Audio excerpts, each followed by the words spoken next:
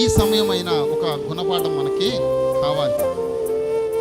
రక్షణ పొందాం నిజమే, ఎక్కడో వెలితి. రక్షణ పొందాం నిజమే, ఎక్కడో ఒక పాపము.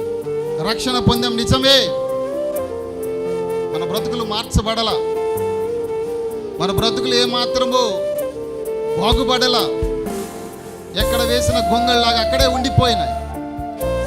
ఏమాత్రం ఆశీర్వాదము లేదు, ఏమాత్రము సంతోషము లేదు, నెమ్మది లేదు.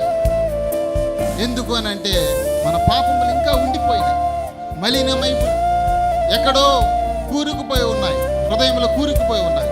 ఈ దొంగ ఇంకంతా అయిపోయింది, నేను చనిపోతాను, అయితే ప్రభువా ఒక్క మాట, నిత్యముగా నన్ను కూడా నీతో పాటు తీసుకువేయాలని ఎంతో విశ్వాసంతో అన్నటువంటి మాట ఆయన్ని పరదేశికి చేర్చబడింది.